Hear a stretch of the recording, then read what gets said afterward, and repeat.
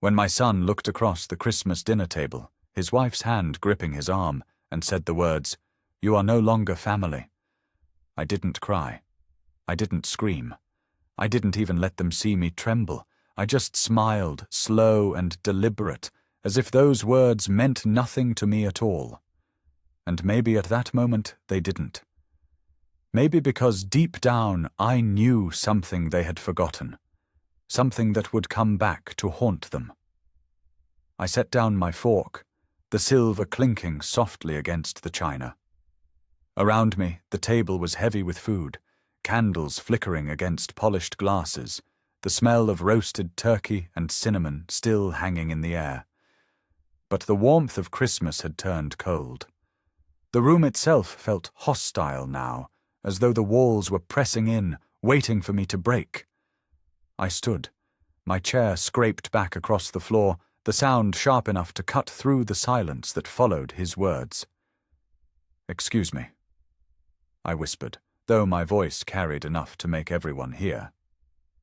I walked out, past the twinkling lights of the tree, past the smiling family portraits that still included me, at least for now, and stepped into the night. The snow crunched beneath my boots as I pulled my coat tighter. The air was bitter, but it was nothing compared to the bitterness in my chest. Still, I didn't falter. My hand found my phone in my pocket, and without hesitation I dialed. 1 ring, 2. Then a familiar voice answered, steady and professional. "It's time," I said simply. That was all. That was enough, because the man on the other end already knew what that meant. The lawyer who had been with me through thick and thin, who had the papers, the accounts, the deeds all tucked away where greedy hands could never reach.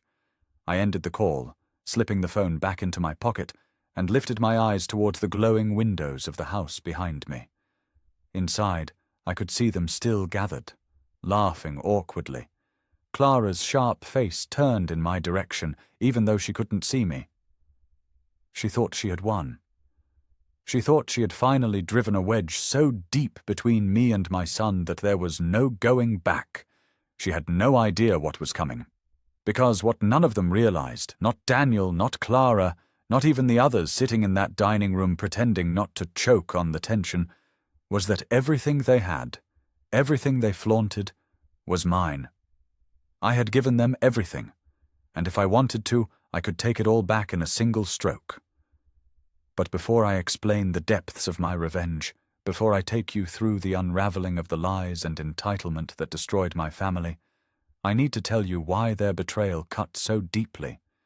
You need to know what I sacrificed, what I gave, and how I stood by them when no one else would. Because betrayal is not born in one night. It is watered with years of sacrifice.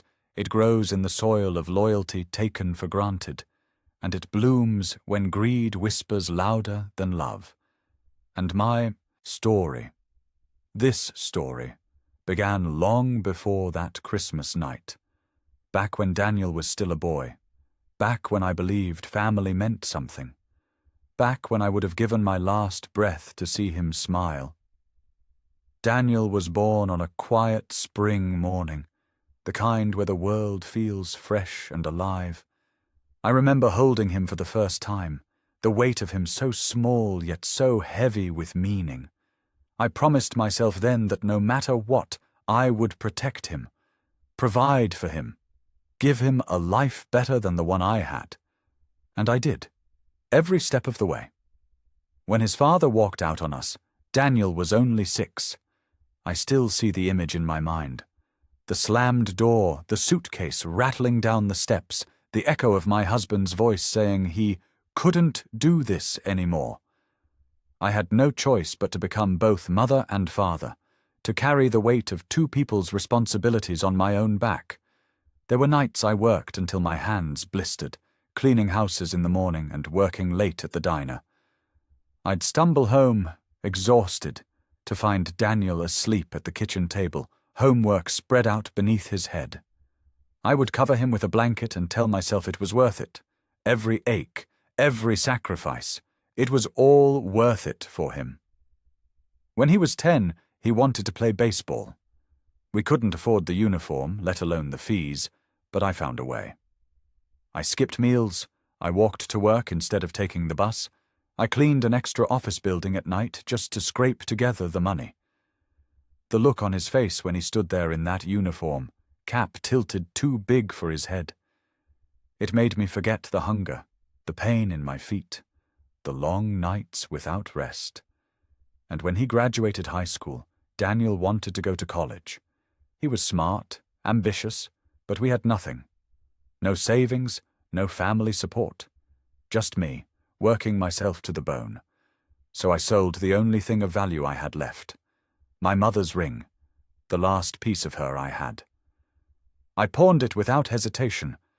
I can still see the way the jeweler turned it over in his hands, appraising it coldly, unaware that it was more than gold, more than a stone. It was love, legacy. But Daniel needed it more. And I gave it up gladly. He got into college, the first in our family. I took out loans, worked double shifts, did everything in my power to make sure he stayed there. Every dollar I earned went straight to tuition, books, rent. There were months I lived on instant noodles and black coffee so he wouldn't have to. I told myself it didn't matter if I went without. What mattered was that he had a chance. And when he called me years later, voice trembling with excitement, to tell me he had met the woman he wanted to marry, I smiled through tears. "Bring her home," I said. "Let me meet the one who makes my son's eyes light up like that." Her name was Clara. Beautiful, polished, with a smile that seemed warm at first, but never quite reached her eyes. I tried to welcome her, tried to be the mother-in-law she deserved. But even then, even in the early days, I sensed something lurking beneath the surface. She came from a family that looked down on people like me, people who scrubbed floors for a living, people with calloused hands and worn shoes. I saw the way her lips tightened when I served food on chipped plates, the way she glanced around my modest home as though it were something she had to endure. But Daniel loved her, and that was enough for me. Or at least I wanted it to be. The wedding was grander than anything I could afford, but I made it happen. I cashed out part of my retirement savings, money I had scraped together over decades, just to make sure my son's special day wasn't overshadowed by what we lacked. I paid for the dress, the flowers, even part of the honeymoon. I told myself it was what any loving parent would do, that this was the moment I had been working toward my whole life. To see my child step into happiness, secure and proud. But somewhere along the way, something shifted. Daniel stopped calling as often. Clara's voice was always in the background, reminding him he was busy, that he didn't have time. When I visited, she made me feel like an intruder, as though I were a shadow clinging too tightly to the edges of their perfect life. And yet, I continued to give. When they wanted to buy a house, they didn't have the down payment. Who do you think gave it to them? Me. Quietly, without complaint. I liquidated savings I had been holding on to, the money I had promised myself would one day allow me to rest. I gave it to them because Daniel wanted it, because he deserved it, because family comes first. When Daniel wanted to start his own business, I believed in him. I co-signed the loan. I invested what little I had left, even though it meant risking my own future. And when Clara insisted they deserved a bigger house, a nicer car, better things, I swallowed my pride and helped again. Every step, every sacrifice, I told myself it was love. That love meant giving without expecting anything in return. That my joy came from his joy. But slowly, that joy faded. The phone calls became fewer, the visits shorter, until the only time I heard from Daniel was when they needed something. Money, support, sacrifice. I became a bank, not a mother, a tool to be used, not a person to be loved. And yet I never stopped. I kept giving. Because I remembered the little boy in the baseball uniform, the young man calling me from college, the son who once hugged me and said, Mom, I couldn't have done this without you. That memory was what kept me going, until Christmas, until the night he looked me in the eyes, surrounded by the family I had built, sitting in the house my money had bought, and told me I was no longer family. That was the moment something inside me shifted. I had been a fool, blind, but no more. That night, as the snow fell outside and my son's words rang in my ears, I made a silent vow. If they wanted to erase me, to strip me from their lives as though I were nothing, then I would show them what nothing truly looked like. I didn't sleep that night. I lay in my small apartment, the one bedroom I'd moved to after giving up my house so Daniel and Clara could have more room, and listened to the radiator knock like an old heart. The glow of the street lamp cut a thin rectangle across my ceiling. I watched it until dawn began to rinse the darkness away, and when the grey light finally touched my window, I got up and made coffee with hands that didn't shake.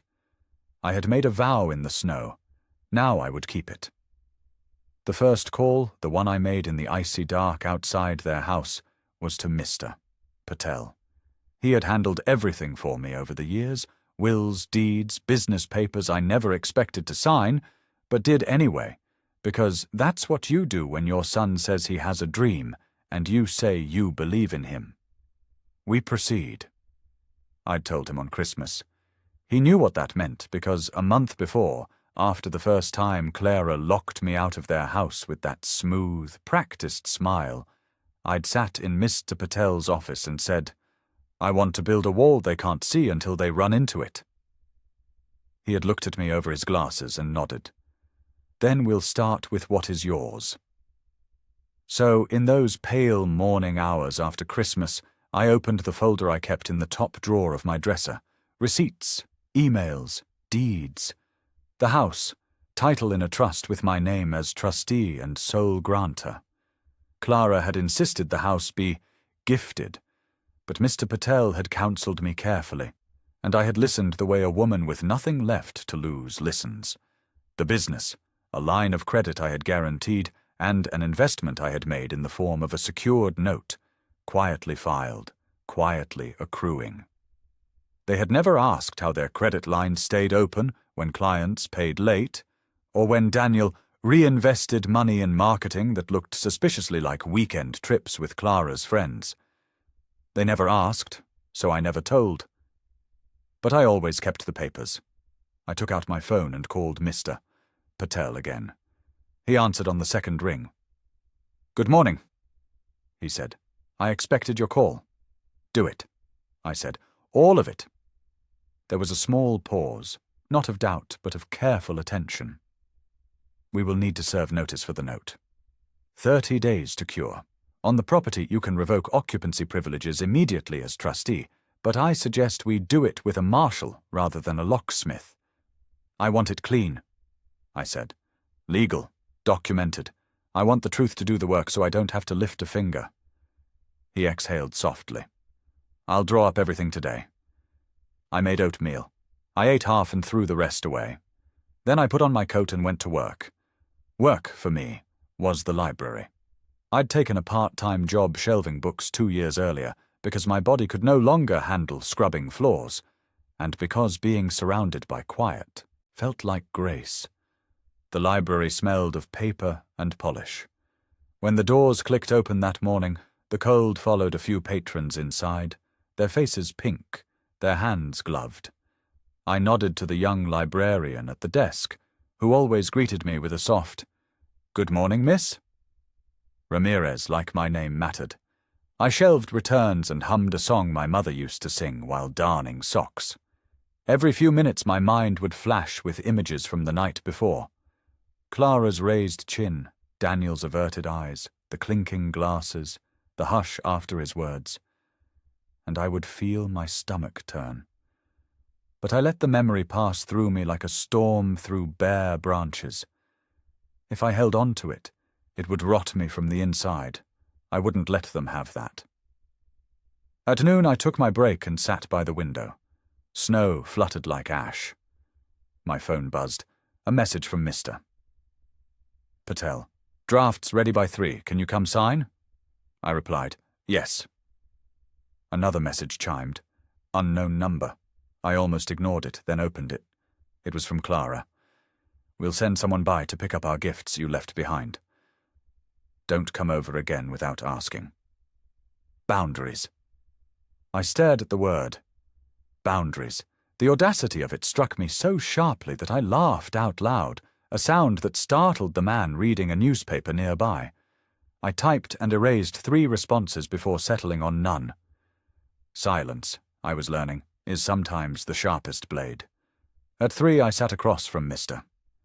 Patel, the afternoon sun weak and watery through the blinds. He slid papers across the desk. This is the demand letter on the note. It gives 30 days to pay the outstanding principal plus interest. This is the notice revoking their occupancy privileges effective immediately, as you are the trustee of the property trust that holds title. And this is a letter informing the business landlord that the guarantor, also you, will not extend comfort letters without seeing current financials. He tapped each document with a neat fingernail. You said clean. This is clean. I read every line. Slowly, carefully. Not because I doubted him, but because I needed to feel each step as it set beneath me, like a staircase appearing in front of my feet. When I finished, I signed. My signature looked steadier than I felt. Service? I asked. I've scheduled a process server for this evening. He said. Tomorrow morning I will file the notices with the court. No surprises, only procedures. Thank you. He paused. You don't have to thank me for protecting what you built. On my way home, I stopped at the grocery store to buy milk. I had just placed it on the counter when my phone rang. Daniel. For a heartbeat, my chest warmed like it always had when I saw his name. Then I remembered. Mom, he said, skipping any greeting. Clara just got an email from some lawyer. About the house. What is this? I placed a carton of eggs on the counter. It's a notice, I said. Stating I'm revoking your occupancy. You and Clara need to vacate within 72 hours so I can inspect and secure the property. He laughed, a harsh, disbelieving sound. You can't do that. I can, I said. And I am. Why would you? Mum, we were all just upset last night. You're making this into something it doesn't need to be. Last night, I said, you told me I wasn't family. I heard you clearly. I didn't mean, Clara didn't mean. Look, can we talk about this in person? You can't just throw us out. It's Christmas.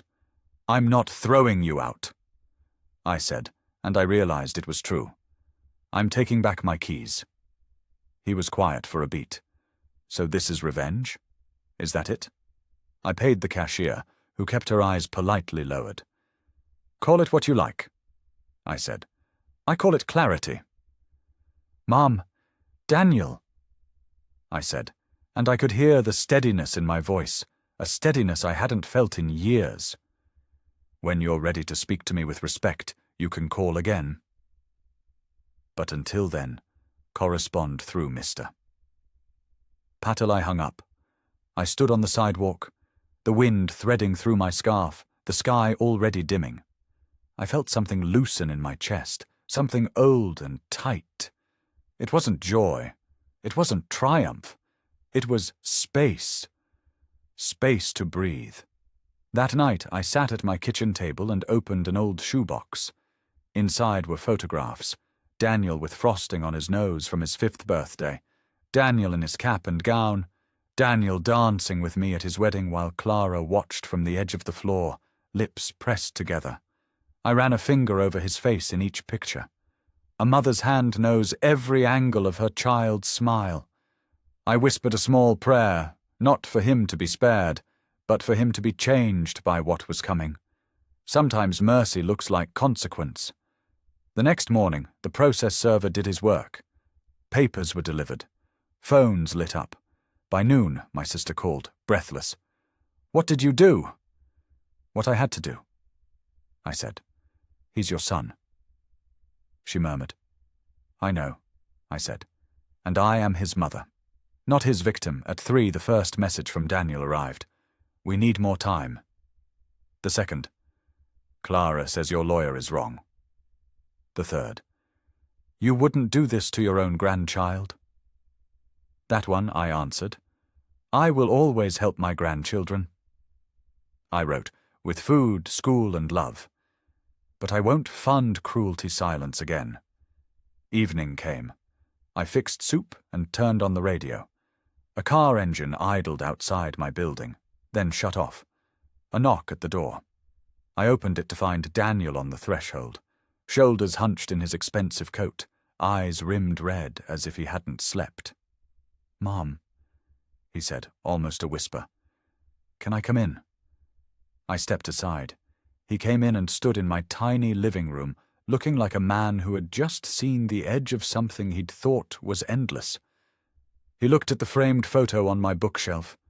Him, and me at the beach, his arm thrown around my shoulders, both of us squinting into the sun. "I was angry," he said. "Clara's parents were there. I felt—" He swallowed. I felt caught between two worlds. "And you chose," I said. He looked at me, and for a second the boy he had been peered through the man he had become. What if I made a mistake? "Then you'll learn from it," I said, "but you won't learn if you don't feel it." He sat. His hands were restless, moving, clasping, releasing. "We can't move out in 3 days," he said. "The business is going through a rough patch. We have inventory coming. If we move, we'll lose the shipments. We'll lose everything." I held his gaze. "You won't lose what is real. Please," he whispered. "I'm asking you as your son." The words landed heavy. This is where, in the past, I would have melted. I would have said yes, of course, take what you need, take it all. But I remembered the sound of my chair scraping the floor on Christmas night, remembered the cool air on my face, the call in the dark, the vow I had made to stop feeding the fire that consumed me. "I will give you one kindness," I said. "I will allow you access to the house for 7 days to remove your personal belongings, provided you sign an acknowledgement that the property, all furnishings, and the land are held by the trust, and that you have no ownership claim. The trust will engage an inspector on the 8th day. If there is damage, the costs will be deducted from any support I decide to offer in the future. For the children, not for you. For the business, the note is due in 30 days. Pay it, and you keep your pride. Don't, and the collateral will be collected." He stared at me. "You sound like a stranger." "No," I said softly. "I finally sound like myself." He stood. "Clara will be furious." "I imagine she already is." He took a breath, held it, let it out. "Okay," he said. "Send the paper. I'll sign. 7 days. He moved to the door, then stopped. "Do you hate me?" I felt the question like a bruise I refused to press. "I don't hate you," I said. "I won't ever hate you. But I won't stand where you want me to stand anymore." After he left, I leaned against the door and closed my eyes. There were tears. I let them fall. Not the hopeless tears of a person who has lost everything, but the clean, necessary tears of a person who has finally started to hold her own shape. In the days that followed, the house transformed from theirs back to mine. Movers came and went. A truck idled in the driveway, while a Christmas wreath still hung crookedly on the front door. Neighbors watched from behind curtains. On the 4th day, I arrived with the inspector and walked through the rooms I had never really left, only lent. Light slanted across the hardwood. The kitchen smelled like lemon cleaner. In the nursery, a white crib stood. Against the wall, a small mobile turning slowly in the draught.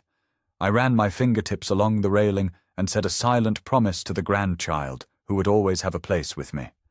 Downstairs, Clara stood with her arms folded, talking in a voice that could slice glass. "My parents are furious," she said.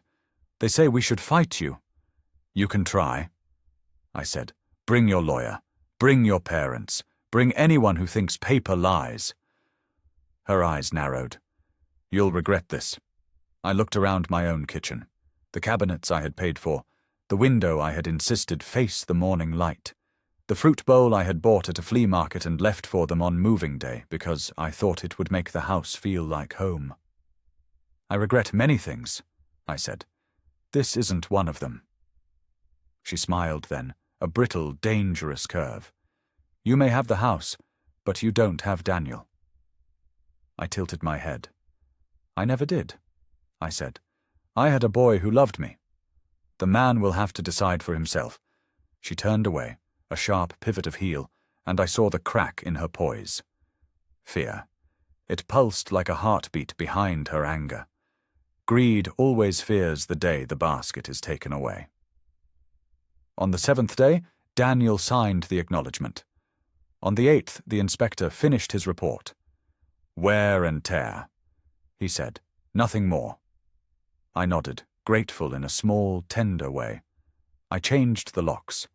I stood on the porch in the winter noon and breathed in the cold air that smelled faintly of pine and promise. My phone buzzed with a new message. A client of Daniel's, someone I'd met briefly at a fundraiser. Is it true? Are you pulling out? We should talk. The web was beginning to tremble. When you tug the strand at the center, everything feels it. I tucked my phone away and walked to the gate. The street was quiet. A child rode a scooter in a snowsuit, his mother calling after him to slow down. I thought about Daniel at that age. Knees scabbed, hair sticking up, eyes bright with a trust I once thought unbreakable. I thought about what it takes for a mother to let a son fall. It is not cruelty. It is faith in the ground to teach him. That night I slept. Deeply. When I woke, there was a new text on my phone. Unknown number, early hour. We should meet. There are things you should know about your daughter-in-law. I stared at the screen, pulse quickening. The sender signed a single initial. L. I looked out the window at the thin thread of dawn and felt the next step of the staircase settle under my foot. The message sat on my phone like a stone in my pocket all morning. I reread it again and again. We should meet. There are things you should know about your daughter-in-law. At first, I thought it might be a mistake, a wrong number, but my instincts told me otherwise. Clara had many enemies. Most people like her did. Entitlement leaves a trail, and sometimes the trail leads back. By noon, curiosity had become too sharp to ignore. I replied with 3 simple words. Where and when? Within minutes, the answer came back. Cafe on Maple, 2 p.m. I knew the place. Small, tucked between a laundromat and a bookstore, the kind of cafe where nobody looked twice at you, where secrets could be poured like coffee into a chipped mug. At 2 o'clock sharp, I walked in. The bell above the door jingled softly. The cafe smelled of espresso and cinnamon, the air heavy with the sound of milk steaming and spoons clinking. In the back corner sat a woman in her late 30s, hair pulled into a tight bun, coat buttoned to her neck. She looked up, her eyes sharp and assessing. She lifted a hand slightly. You're here, she said. I slid into the chair across from her. I'm here. And you are. Laura, she said. Clara's former business partner. I blinked. Business partner? She leaned forward. Clara never told you about our venture, did she? Of course not. She doesn't like people knowing when she fails. The waitress came by, and we ordered coffee. When she left, Laura continued, voice low but steady. 2 years ago, Clara came to me with an idea for a boutique business. Something flashy, something she claimed would take off quickly. She said Daniel had investors lined up, that she had backing, that I'd be safe if I put money in. I was foolish enough to believe her. I poured in my savings. All of it. My stomach tightened. What happened? Laura's smile was brittle. What always happens when Clara's involved? The money vanished into thin air. Marketing costs, she called it. Networking events. Vacations, really. Designer clothes, dinners out. When I pressed, she turned vicious, told me I was small-minded, that I lacked vision. By the time I realized I'd been conned, the account was empty. She walked away without a scratch. The coffee arrived, steaming hot. I wrapped my hands around the mug, trying to steady myself. And Daniel? I asked softly. Blind, Laura said flatly. She wrapped him around her little finger. He signed things without reading them, trusted her every word. I tried to warn him once. He told me not to bad-mouth his wife. I closed my eyes for a moment. The pieces clicked too easily. The expensive cars, the renovations, the constant need for more money. It wasn't just greed, it was a pattern. A cycle of taking until there was nothing left, then moving on to the next victim. Why are you telling me this now? I asked. Laura sipped her coffee, eyes never leaving mine. Because I saw the notice. Word gets around in business circles. Clara's panicking. She's been reaching out, trying to cover her tracks, and when she's desperate, she makes mistakes. I thought you should know the kind of person she really is. You're not just her mother-in-law, you're her bankroll, and when you stop feeding her, she'll burn Daniel to keep herself warm. Her words sliced through me, brutal in their truth. I thought of Daniel, exhausted at my door, begging for time. I thought of Clara's smirk in the kitchen, the venom in her voice. My son was drowning, and he didn't even see who was tying the weights around his ankles. I leaned forward, my voice a whisper. Do you have proof? Laura's eyes glittered. Copies of contracts, bank transfers, emails. I've kept everything. One day I thought I'd take her to court, but lawsuits cost money I don't have. You, on the other hand. I sat back, heart pounding. Proof. Concrete evidence that Clara wasn't just manipulative, but fraudulent. It was more than revenge now. It was justice. We arranged to meet again later that week so she could hand over the documents. As I left the cafe, snowflakes clung to my hair, the cold air stinging my cheeks. But inside, I burned with a fire I hadn't felt in years. That night, Daniel called again. His voice was strained, frayed at the edges. Mom, Clara's furious. She says you're trying to ruin us. She says, Daniel, I interrupted gently. Do you trust me? He hesitated. You're my mother. Of course No, I said firmly. Do you trust me enough to see the truth, even if it hurts? The silence on the other end stretched long. Finally, he whispered, I don't know. I closed my eyes. Then I'll show you. And after that, you'll have to choose. The next few days moved like a tide. Clara stormed into Mr. Patel's office demanding explanations, but his calm professionalism battered her words away like flies. She called me, left voicemails laced with venom, each one more desperate than the last. You think you're clever? You think you can control us? You're pathetic. Daniel doesn't need you. No one does, but with every insult, every threat, I only grew more certain. She was unraveling. And soon, everyone would see the threads for what they were. On Friday, I met Laura again. This time in her small apartment, stacks of papers spread across her coffee table. Bank statements, contracts with Clara's signature, emails dripping with arrogance and deception.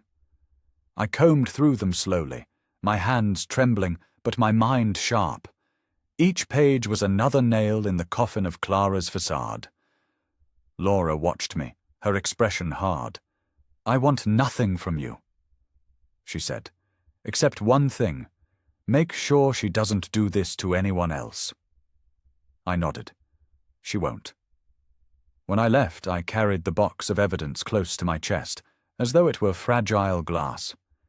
In truth, it was stronger than steel. That evening, I sat in my apartment, the box on the table, the clock ticking loud in the silence. For the first time in a long time, I felt something like power. Not the shallow power of money given and taken, but the quiet, steady power of truth. I thought of Daniel again, the boy who had once believed I could fix anything. I whispered into the stillness, "This time I will," because now it wasn't just about reclaiming what was mine. It was about saving him from the woman who was destroying him. And when the time came to confront them both, I would have the truth in my hands, undeniable and unshakable. And Clara, poor Clara, she would never see it coming. The house felt different once the locks were changed. The echoes of their voices were gone, replaced by the hum of the furnace and the quiet creaks of wood settling in the winter air. I walked from room to room, my footsteps soft against the floors, and for the first time in years, I felt like I wasn't trespassing in my own life. But peace never lasts long when you're standing on the fault line of betrayal. 3 days after Laura gave me the box of documents, Daniel showed up again. No Clara this time, just Daniel, standing on the porch like a boy with nowhere left to run. He was pale, his eyes ringed dark, his posture slumped as though the weight of the world had finally pressed him down. I opened the door, hesitated, then stepped aside. He walked in slowly, scanning the familiar space with a strange detachment, as if it were already slipping out of his grasp.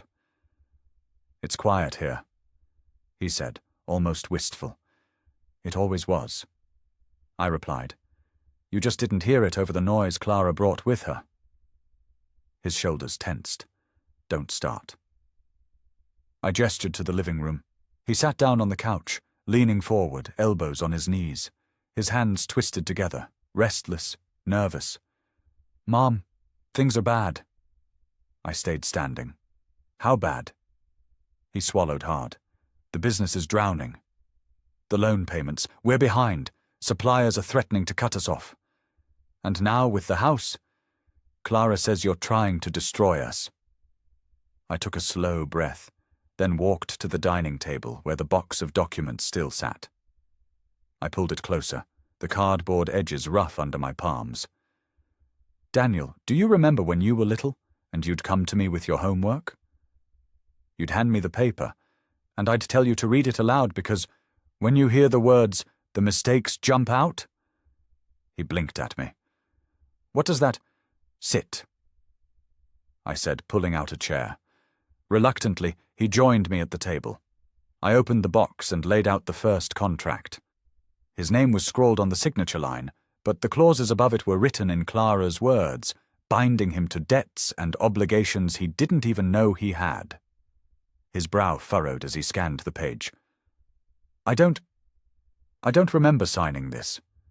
"Because you didn't read it," I said gently. "You trusted her." I laid down another paper, then another. Bank transfers from the supposed business account into Clara's personal account. Lavish purchases disguised as expenses. Emails to Laura dripping with manipulation, full of promises Clara never intended to keep. Daniel's hands shook as he read. His lips moved, forming silent words, disbelief spilling across his face. This can't be right." She wouldn't. "She did," I said firmly, over and over again. He shoved the papers back, as though they might burn him. "You don't understand. Clara loves me. She said—" "Love doesn't drain you dry," I interrupted. My voice was sharper than I intended, but I didn't soften it. "Love doesn't lie to your face and use your name to sign debts you can't pay. Love doesn't cut your mother out at Christmas to prove a point." His jaw clenched. Tears brimmed in his eyes, though he fought them back. "If this is true, if any of this is true," his voice cracked, "then I've been living in a lie." I reached across the table, covering his trembling hands with mine. "You've been living in her lie, but lies don't last forever. Truth has a way of breaking through, no matter how hard people try to bury it." For a long moment, Daniel just sat there, shoulders heaving with silent breaths. When he finally spoke, his voice was hollow. "What do I do?" I pulled back my hands, steeling myself. "You face it. With me. But it won't be easy. Clara won't let go without a fight. She'll drag you down if it means she doesn't drown alone." He shook his head slowly, as though the words were too heavy to carry. "I thought I was building something. I thought we were building a family." "You were," I said softly. "But she was building a facade." The clock ticked loudly in the silence that followed. Finally, Daniel pushed the papers back into the box and stood. His eyes were red, but his voice was steadier than before. "I need time. You don't have much." I warned. 30 days on the note. 7 are already gone."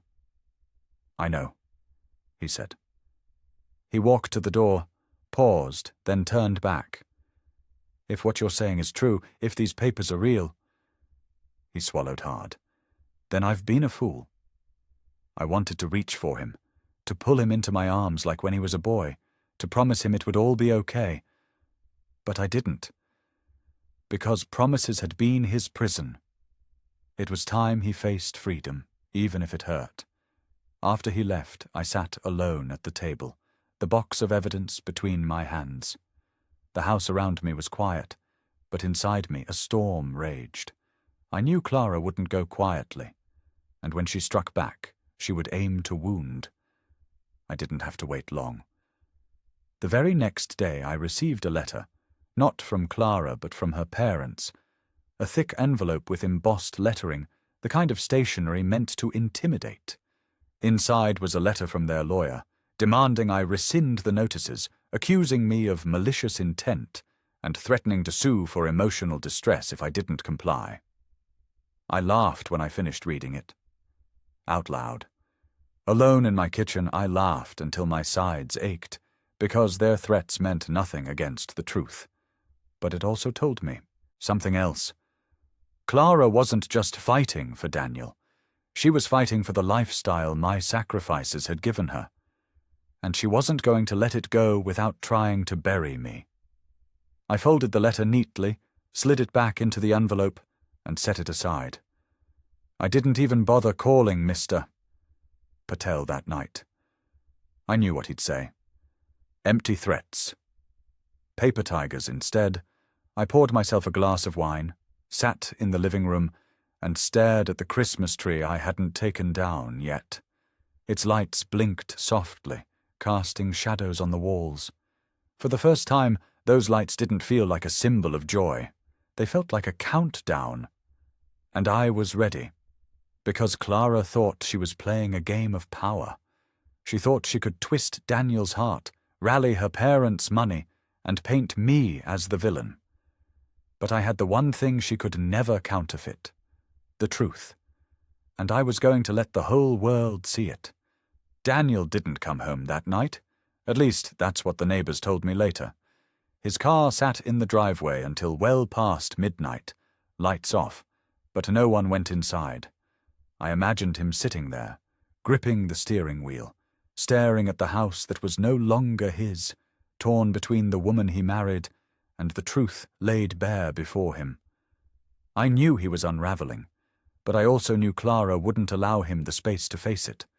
She would press harder, sink her claws deeper, because that's what people like her did when they felt power slipping away. The following morning, I received a phone call from an unfamiliar number. I answered cautiously. "Mrs. Ramirez," a male voice asked. "Yes, who's this?" "This is Officer Duncan. We've received a report filed against you. Accusations of harassment and unlawful eviction. I'd like you to come down to the station to clear this up." For a moment, I simply sat there in silence, my knuckles white around the phone. Then I laughed bitterly. Clara. Of course. "Officer, everything I've done is documented. The property is in a trust under my name, and I followed every legal step with my attorney. If they're claiming otherwise, I suggest you look closely at their paperwork before you waste my time." There was a pause on the line. So, you're saying you have the deeds, the trust documentation, and legal representation? I have everything, I said coldly. And if you'd like, I can bring copies today. No need, Ma'am, he said quickly, his voice softening. We'll close this file. I'm sorry for the inconvenience. As I hung up, a wave of anger mixed with grim satisfaction coursed through me.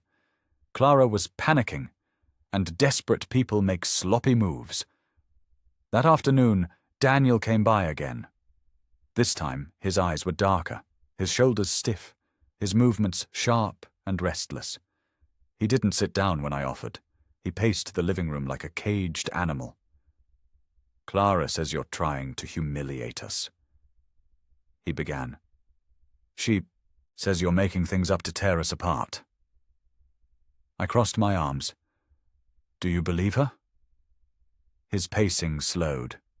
He looked at me, lips trembling slightly. I don't know what to believe anymore. I walked to the table, opened the box again, and slid a stack of emails toward him.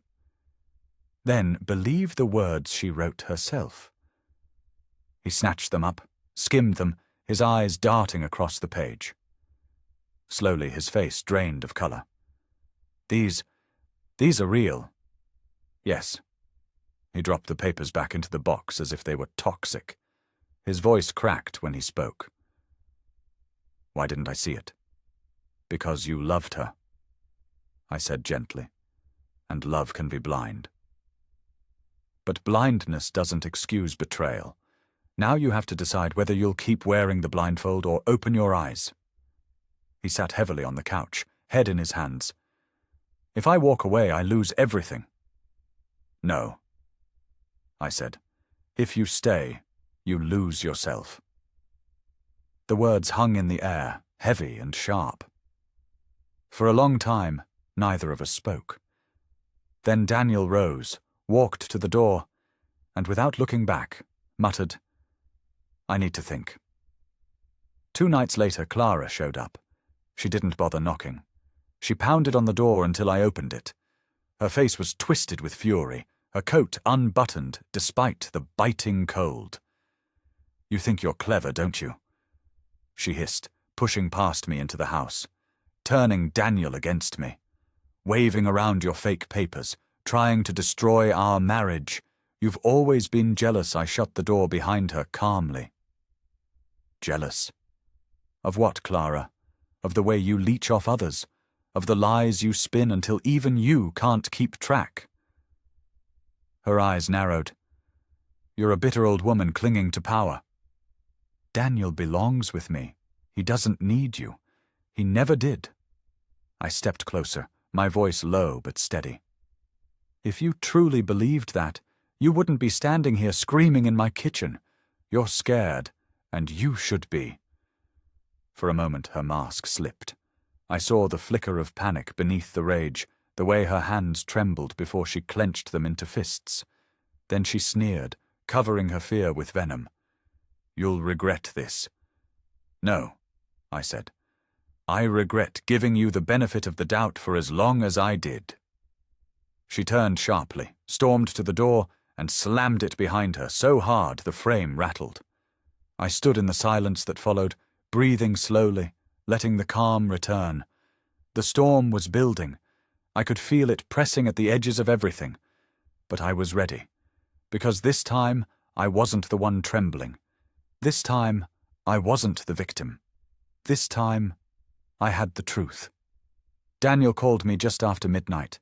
His voice was low, broken, like a man who had finally stumbled into the dark truth he'd been avoiding. Mom, he whispered, I can't sleep. Clara's screaming at me every time I ask questions.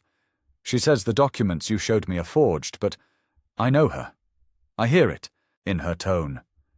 She's lying. I sat up in bed, listening to the silence of my apartment, the faint hum of the refrigerator in the other room. Then you already have your answer, Daniel. The truth is what your gut tells you when the noise quiets down. He exhaled shakily. I think I've ruined my life. You haven't. I said softly.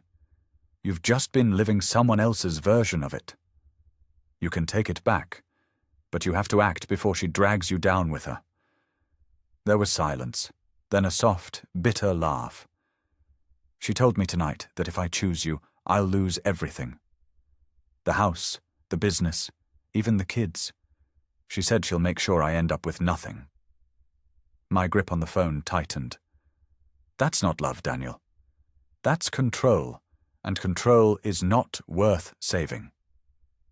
The line went quiet for a long time. When he spoke again, his voice was steadier. What do I do?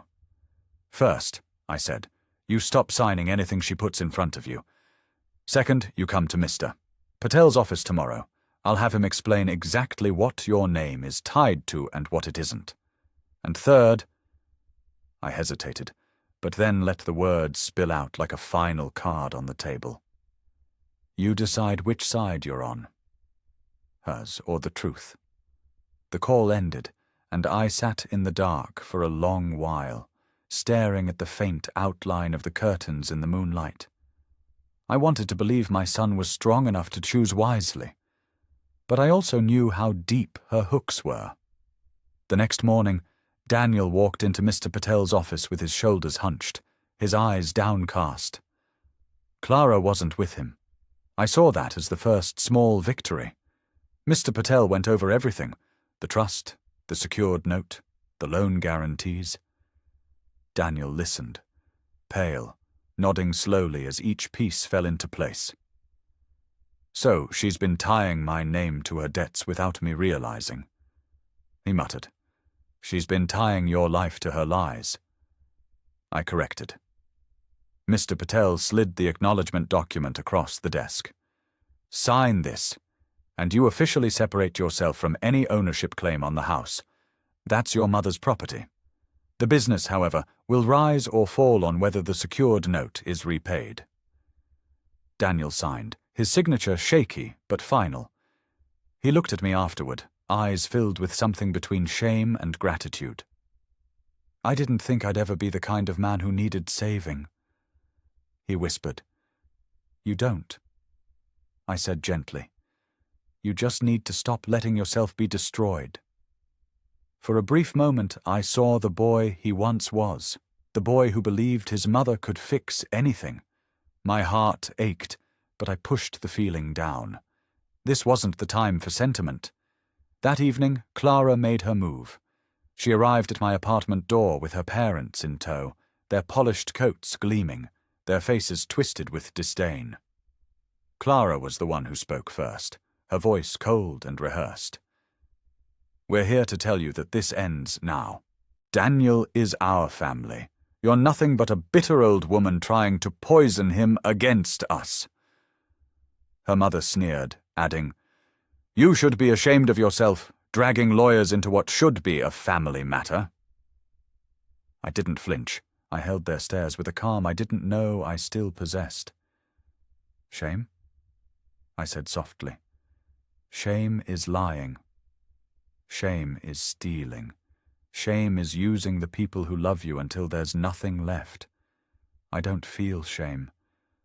But perhaps you should. Clara's father stepped forward, his voice booming. If you don't back down, we'll bury you in court.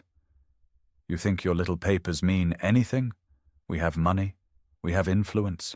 You can't win against us. I smiled faintly, tilting my head. You're welcome to try. But unlike you, I don't deal in illusions. I deal in truth. And truth has a way of cutting through money like it's nothing. Clara's face flushed red, her mask cracking.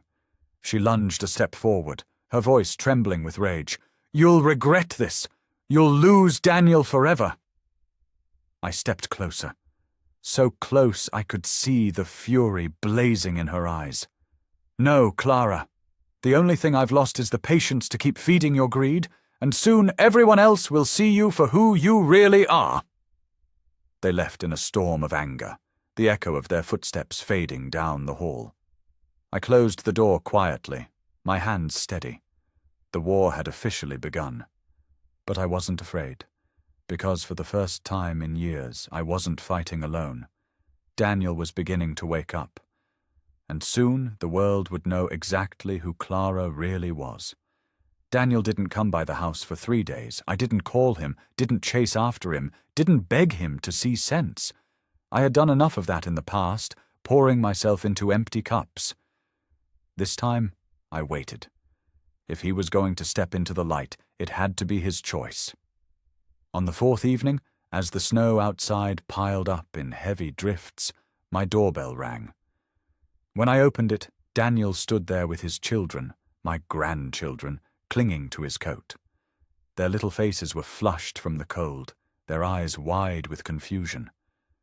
Daniel looked like a man who hadn't slept, his jaw rough with stubble, his eyes sunken but clear. "Can we stay here tonight?" he asked. His voice was low, trembling, but steady enough that I knew something had shifted. I moved aside without a word. The children rushed in, peeling off mittens and scarves, their laughter bouncing off the walls like sunlight breaking through storm clouds. I caught Daniel's eye as he stepped in last, and he whispered so softly I almost didn't hear it. I told her I was done. My heart clenched, but I didn't embrace him. Not yet. I simply nodded. "There's room here," I said. That night I tucked the children into the spare room, blankets piled high to keep them warm. Daniel sat at the kitchen table, staring at his hands. The silence between us was heavy, but not hostile, more like the silence before dawn. Finally he spoke. "She screamed at me when I brought up the documents," he admitted. "Said I was weak, said I let you control me. She even threw a glass. It shattered against the wall, inches from the kids. His hands tightened into fists. That was the moment I knew. I can't keep pretending I listened without interrupting." His voice cracked as he went on. "I don't know who I am without her. But I know who I'll become if I stay. With her, I'll turn into someone I hate. Someone my kids will grow up fearing." He looked up at me then, eyes glistening. "I don't want that, Mom. I don't want to lose myself." For the first time in years, I reached across the table and touched his hand. "Then you won't." "You've already taken the first step." His shoulders shook, silent tears slipping down his face. And though I ached to pull him into my arms, I let him cry like the grown man he was, not the little boy I used to comfort. Sometimes love means letting someone feel the full weight of their choices. The next morning, Clara called. Her voice was high, shrill, laced with fury. "How dare you take him from me? You're poisoning his mind. He's mine, do you hear me? Mine!" I let her rant, her words spilling out like venom. When she finally stopped for breath, I spoke calmly. "Clara, Daniel is not a possession. He's a man. And if he chooses to leave, that's not theft, that's freedom." She screamed, a raw, unhinged sound, and hung up. The war had reached its breaking point, but now I had Daniel by my side, his children under my roof, and a mountain of proof that Clara's world was nothing but smoke and mirrors. The time had come not just to defend what was mine, but to expose her to everyone she had deceived. And when the truth came out, it would be loud enough to silence even Clara. The first shot didn't come from Clara, it came from the whispers. Whispers at Daniel's workplace, at the suppliers he once shook hands with, at the neighbors who used to wave from their porches. Clara was already spinning her story, painting me as the bitter, jealous mother who couldn't let her son grow up. She told anyone who would listen that I had stolen the house out of spite, that I had falsified documents, that I was trying to break apart a happy marriage because I couldn't stand not being in control. Daniel heard it from his business partner first. "Clara says your mum's unwell," the man told him, lowering his voice like he was speaking of something shameful. "That she's confused. That she's making things up." Daniel didn't answer him. He just left the room, fists clenched so tightly his knuckles were white. That evening, He sat at my kitchen table, staring at the stack of papers Laura had given us, the evidence of Clara's fraud. "She's out there smearing your name, Mum." And people believe her. They always believe her, because she knows how to smile while she lies. I poured him tea, sliding the cup in front of him. "Then it's time we stop hiding. If the world wants a show, let's give them the truth instead of her fiction." He looked up at me, uncertain. "You mean public?" "Yes," I said firmly. "Court filings are public record. Her transfers, her contracts, her lies, all of it. If she wants to drag my name through the mud, then let her do it standing in the shadow of her own fraud." Daniel swallowed hard. "She'll hate me for this. She already does." I said softly, "She hates anything she can't control. And right now, that's you 2 days later, with Mr. Patel's guidance. We filed suit, breach of contract, fraudulent transfers, misuse of business funds." The list was long, each accusation supported by the documents Laura had meticulously saved. The papers were stamped, filed, and entered into the system. Once the wheels of the court began to turn, there was no stopping them. The day the notice was served, Clara stormed into Daniel's office in front of half his employees. She threw the papers at his desk, her voice shrill and cracking. "You're letting her ruin us, don't you see? She's destroying everything we built." Daniel stood, calm but pale. "No, Clara. You destroyed it when you lied. When you stole, her mouth opened and closed, desperate for another lie to throw." But the staff had already seen the documents scattered across his desk. They had already read the words fraudulent and misrepresentation. Whispers started before she even stormed out, her heels striking the floor like a drumbeat of defeat. That night, my phone rang. An unfamiliar number again. I answered cautiously. "Mrs. Ramirez." It was one of Daniel's suppliers, his voice uneasy. "We got the filings today." "Is it true, what she did?" I spoke steadily. "Every word is documented, every page signed by her hand. I didn't want it to come to this, but the truth doesn't hide forever." There was a pause. Then the man sighed. "We always wondered how she was affording all that. Guess we know now. Don't worry, Mom. We'll stand by Daniel. He's a good man." I hung up the phone and sat in the quiet. It had begun. The web she spun so carefully was unraveling, thread by thread. Clara didn't take it quietly. She called me over and over, her voice hoarse with fury, her words venomous. "You think you've won?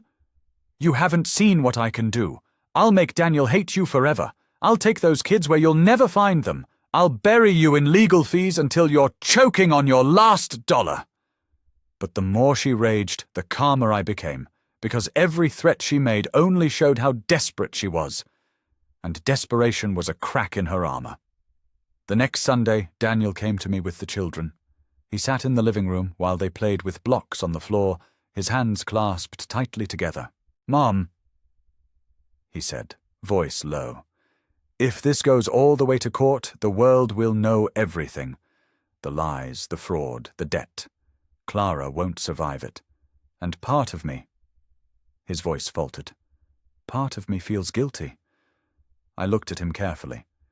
"Do you feel guilty for protecting yourself? For protecting your children? For finally standing up to the person who's been using you?" He shook his head slowly, as if trying to shake loose the last chains of denial. "No, not anymore." I leaned back, my eyes on the children. "Then don't mistake consequence for cruelty. This isn't about revenge anymore, Daniel. It's about survival, yours and theirs." As I spoke, his youngest toddled over and climbed into his lap, pressing a tiny hand against his chest. Daniel's eyes filled with tears as he kissed his daughter's hair. "I don't want them to grow up thinking this is what love looks like." "Then show them the truth," I said softly. The wheels of justice were turning, and Clara was caught in them now. There was no stopping what was coming. The first hearing was scheduled within weeks.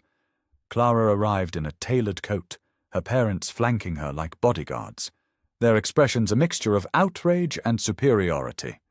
She didn't look at me when we sat across from each other in the courtroom. She fixed her gaze on Daniel instead, her eyes sharp, willing him to break. But he didn't. When the judge called the case, "Mr." Patel rose with calm authority. He presented the trust documents, the secured note, and then, slowly, methodically, the evidence Laura had provided. Each paper landed like a stone in water. Bank transfers showing money disappearing into Clara's personal accounts, contracts riddled with false statements, emails where she mocked those she deceived. The courtroom was silent except for the shuffle of papers and the judge's pen scratching across notes. Clara shifted in her seat, her face pale beneath the powder of her makeup. At one point, she whispered furiously to her lawyer, who shook his head and muttered something back that made her slam her hand against the table. When it was Daniel's turn to speak, his voice wavered at first, but grew steadier with each word. I signed things without reading them. I let my wife convince me not to ask questions. I thought I was building a future with her, but instead I was digging a hole. If not for my mother, I wouldn't have known until it was too late. Everything I thought was ours was built on lies.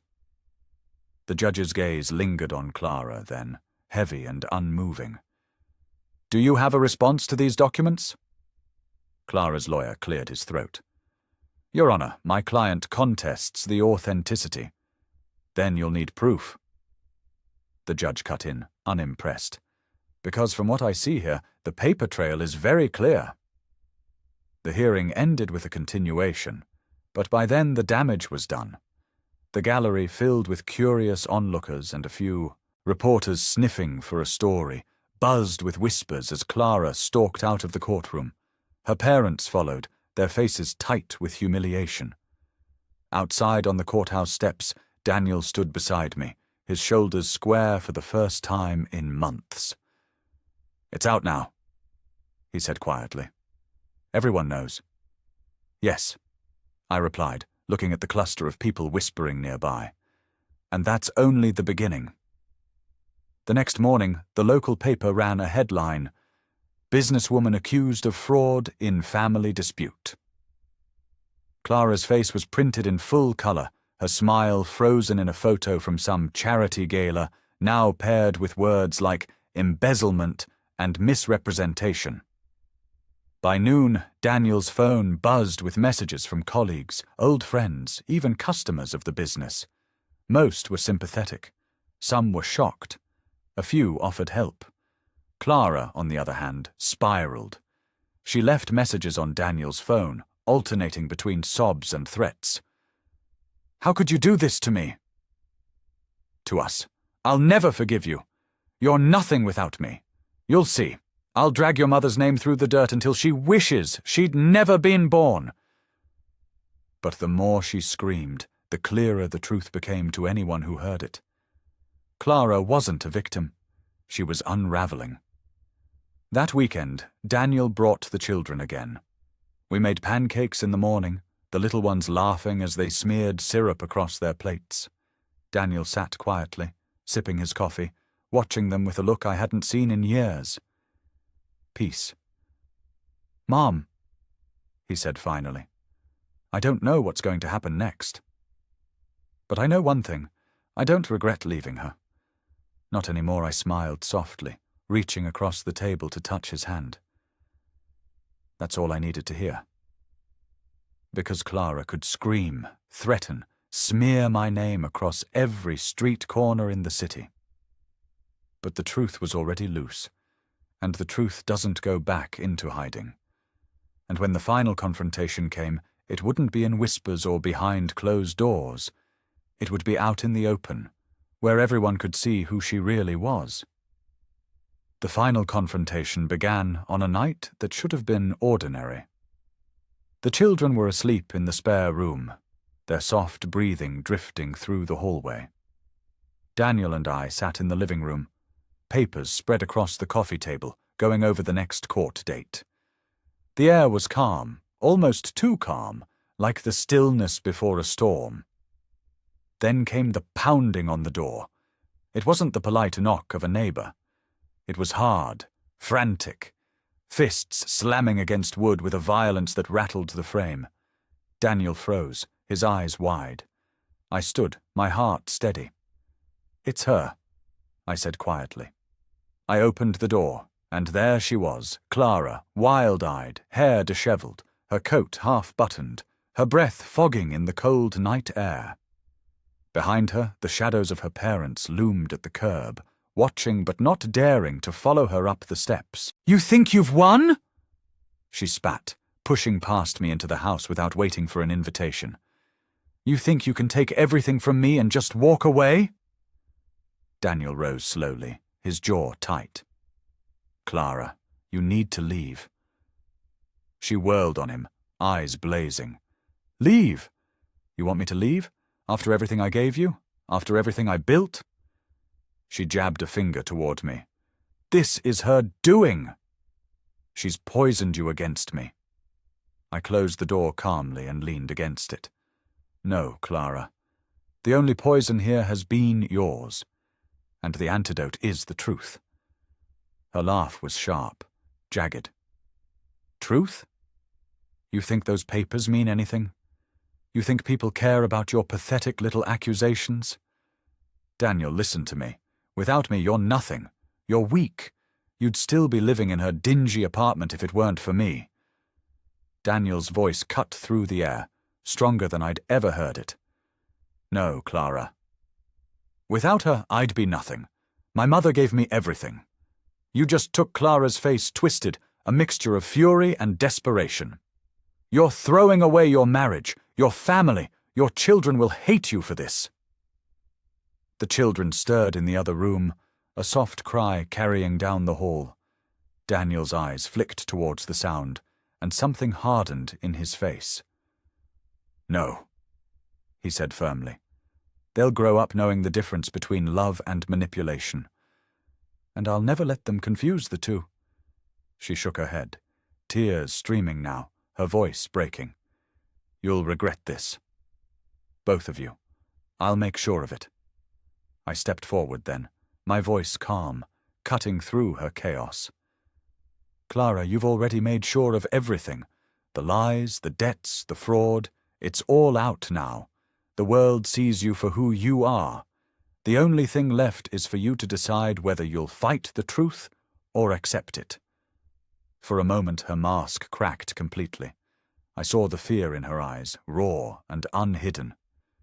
Then she straightened, pulling her coat tighter, her voice trembling with rage. "This isn't over." She stormed out, slamming the door so hard the walls shook. Through the window, I watched her march back to the curb, her parents scrambling after her, their once proud faces now pale with shame. Daniel sank onto the couch, burying his face in his hands. "It feels like I've been holding my breath for years," he whispered. "And tonight, I finally let it out." I sat beside him, placing a hand on his shoulder. "It's not over yet. But you're free now. And that's the beginning." Outside, the night was silent again, but I knew the echoes of that confrontation would ripple far beyond our walls. Clara's downfall was no longer just a private matter. It was public. It was irreversible. And soon justice would arrive. Not with whispers, not with rage, but with the undeniable weight of truth. The news broke faster than I expected. A local journalist who had attended. The hearing published an article online, and by morning, Clara's name was trending in the community. Headlines painted her not as a victim, but as a fraudster.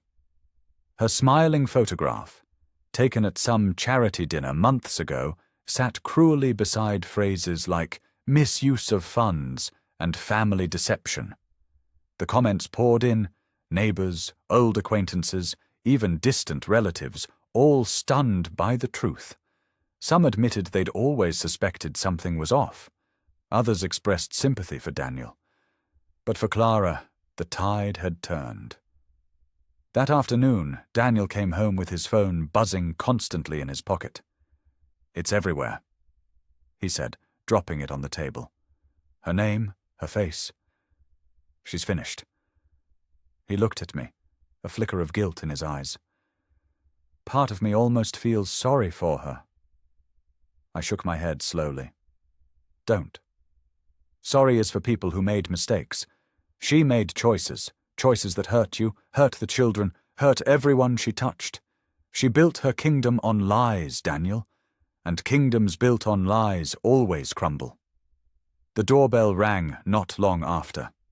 When I opened it, I found 2 reporters standing there, notebooks in hand, cameras slung around their necks. "Mrs. Ramirez?"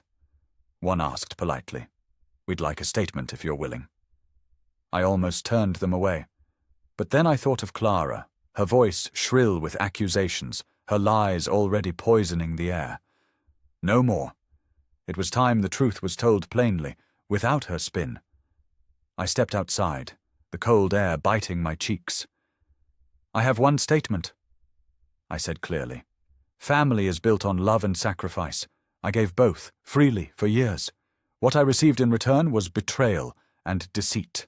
I don't regret standing up for myself, and I hope anyone who has been used or manipulated by those they trusted finds the strength to do the same." The reporters scribbled furiously. One lifted a camera. The flash went off, and I didn't flinch. That night, Clara's parents called Daniel. I overheard some of the conversation from the kitchen. Their voices were frantic, begging him to reconsider, to settle, to stop the bleeding before their family's reputation was destroyed completely. Daniel's voice was calm, unshaken. "You should have thought about that before you defended her lies," he said simply, before hanging up. The silence afterward was heavy, but it was a clean silence, not the poisoned one we had lived in for so long. Days passed, and the pressure only mounted on Clara. Businesses cut ties, friends stopped answering her calls. Even the neighbors once charmed by her smile now crossed the street to avoid her. She was alone, surrounded by the walls she had built with her own arrogance. Then came the final blow. Mr. Patel called with news.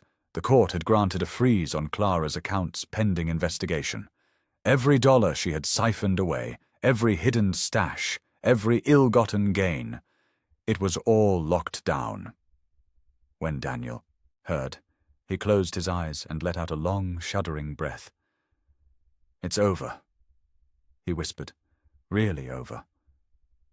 I looked at him, my son who had finally opened his eyes and felt both the ache of all we had endured and the quiet triumph of survival.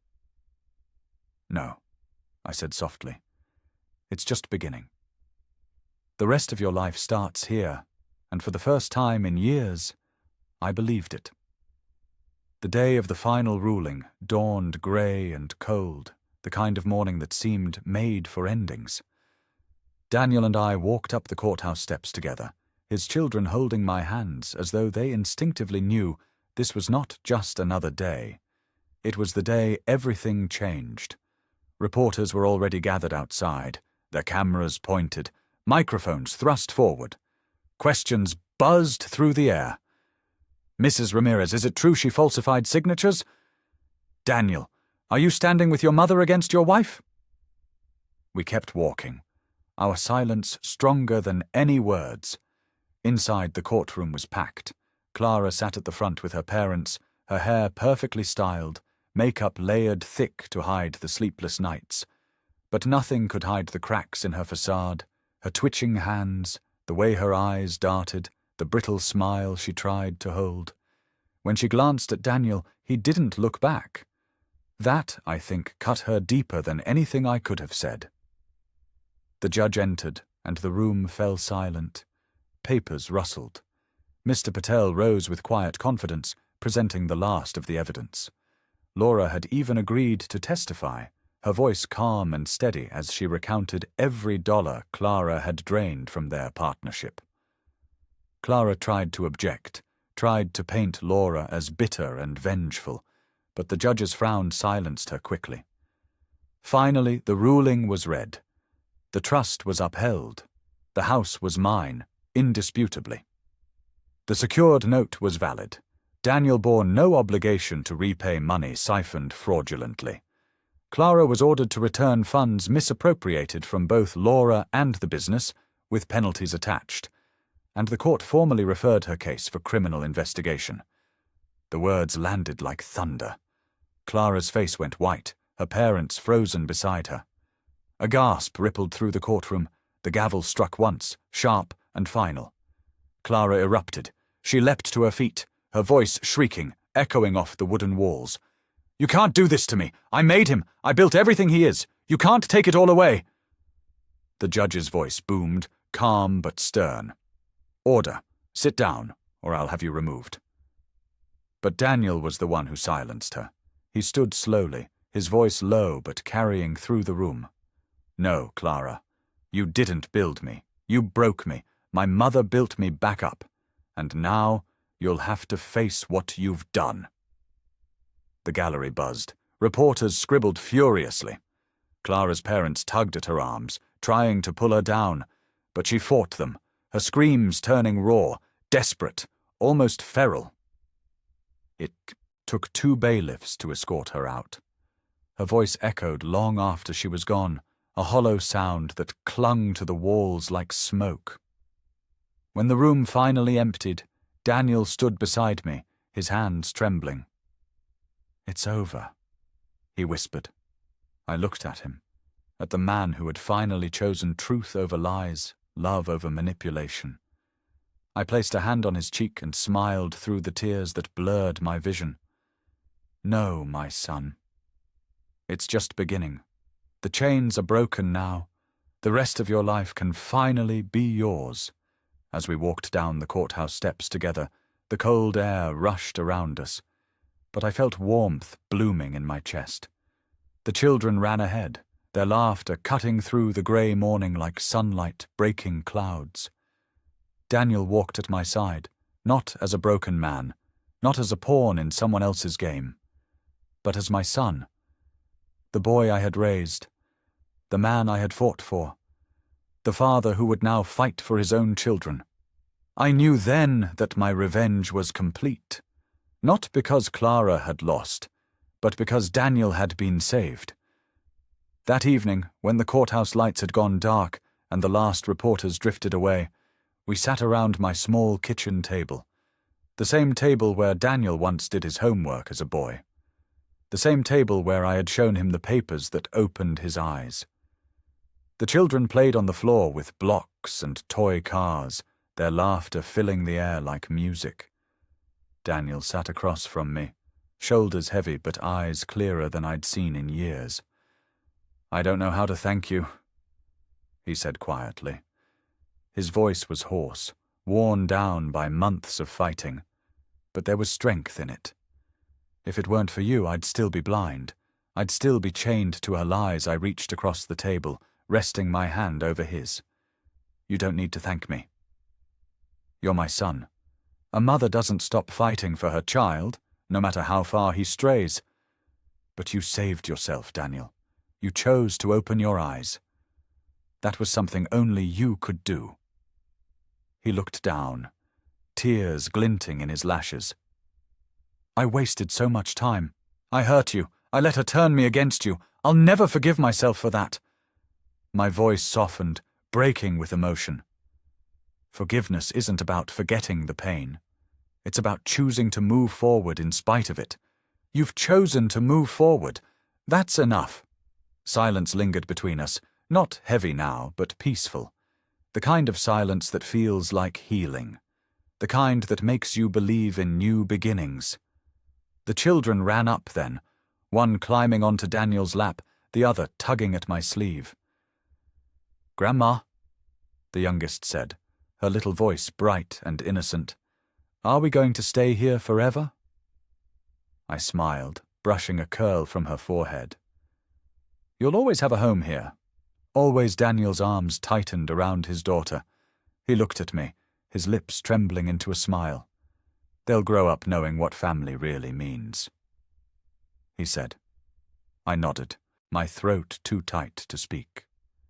Later that night, after the children were asleep and Daniel had gone to bed, I sat alone by the window, staring out at the snow drifting softly under the street lamp. For the first time in years, my chest didn't ache with the weight of betrayal. Instead, I felt light, not because revenge had destroyed Clara, but because truth had freed us. I thought back to Christmas night, the night Daniel told me I was no longer family. How those words had sliced me open, how I had walked out into the snow and made that single phone call. I smiled bitterly at the memory. That was the night they thought they had ended me. But it was the night I truly began again. Family isn't about blood alone. Blood can betray. Blood can abandon. Real family is the people who choose you, who stand by you, who love without taking, without lying, without demanding you shrink to make room for their greed. Daniel was my family. His children were my family. And in saving them, I had saved myself. I whispered into the quiet night, a vow and a reflection all at once. Real family isn't who you're related to. Real family is who stands beside you. And with that I closed my eyes, knowing that this chapter of pain was finished, and that tomorrow would be a day of peace.